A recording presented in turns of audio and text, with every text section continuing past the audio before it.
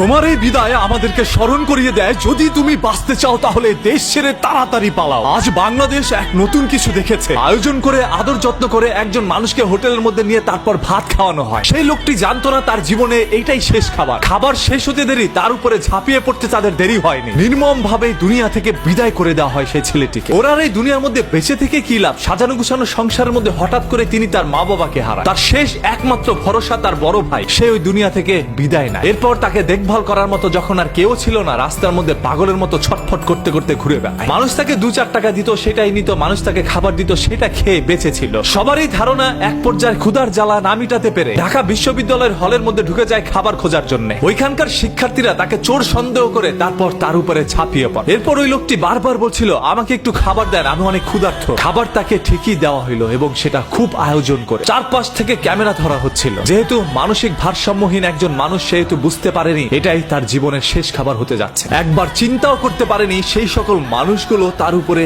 এইভাবে ঝাঁপিয়ে পড়তে পারে। বাংলাদেশের ইতিহাসে হয়তোবা এরকম কোনো মহর্ষ ঘটনা আগে কখনো ঘটেনি। আজকের এই ঘটনাটি আমাদের সবাইকে চিন্তায় ফেলে দিয়েছে। আসলে যদি আমরা বাঁচতে চাই তাহলে এই দেশ ছেড়ে আমাদের পালাতে হবে। এই দেশ আমার না, এই দেশের জন্মভূমি আমার না, এই দেশের মাটি আমার না, এই দেশের মানুষজন আমার না, এই দেশের কেউ আমার না। একটা সময় আমি আমার নিজেরও থাকবো না, আর তখন তাদের খেলনার পুতুলে পরিণত হব। এই ছেলেটির নাম হচ্ছে তোফাজ্জল। বরগুনার পাথরঘাটা এলাকায় তার জন্মগ্রহণ। তিনি একজন মেধাবী শিক্ষার্থী হিসাবে পাথরঘাটার একটি কলেজের মধ্যে ভর্তি হয়। এরপরই তার পরিবারের মা বাবা ভাই বোন সবাইকে হারানোর পরে পাগল হয়ে রাস্তার মধ্যে ছুটে বেড়ায়। এমন তো অবস্থায় ঘুরতে ঘুরতে তিনি ঢাকা শহরে চলে আসে, আর এটাই তার জীবনের শেষ সিদ্ধান্ত ছিল। আজকে ওকে যে আপনারা হসপিটালের মর্গের মধ্যে ফেলে রেখেছেন, ওকে নিতে কে আসবে? ওর তো পরিবারের কেউ নাই। যার এই দুনিয়ায় কেউ নাই, তার বেঁচে থেকেই বা কি লাভ? হ্যাঁ, আপনারা অনেক ভালো কাজ করেছেন ভাই, ওকে দুনিয়া থেকে বিদায় করে দিয়েছে। আজ ওর পরিবারের কেউ নাই, ও একা হয়ে গিয়েছে। আজকে ওর দাফনটাও হয়তোবা একাকিত্বর মাঝখান দিয়ে যাবে। তবে হ্যাঁ, আজকে তার পরকালে সবার সাথে দেখা হচ্ছে। ওর জন্য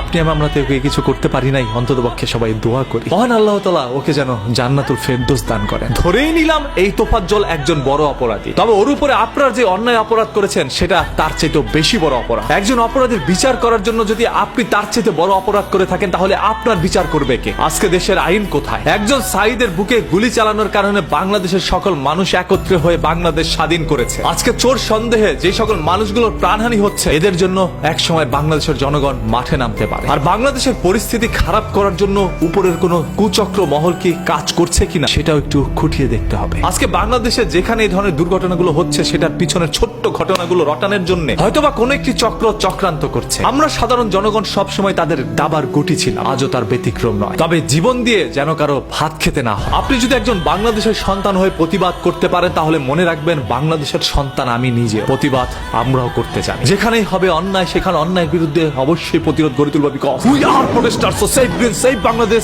with me every time anywhere. ধর্ম নিয়ে কেউ যদি বাজে কথা বলে, তাহলে তাকে সুযোগ দিতে হবে, কারণ ধর্মবর্ণ নির্বিশেষে আমরা সবাই মানুষ, আর মানুষের চাই সর্বদা মানুষের পাশে দাঁড়াতে। এটাই তো আমাদের একটি নীতি হতে পারে। আজ কেন এই দেশ এরকম হয়ে যাচ্ছে? যে যা পারছে তাই করছে। দেশের মানুষের কি মানবিকতা হারিয়ে ফেলেছে?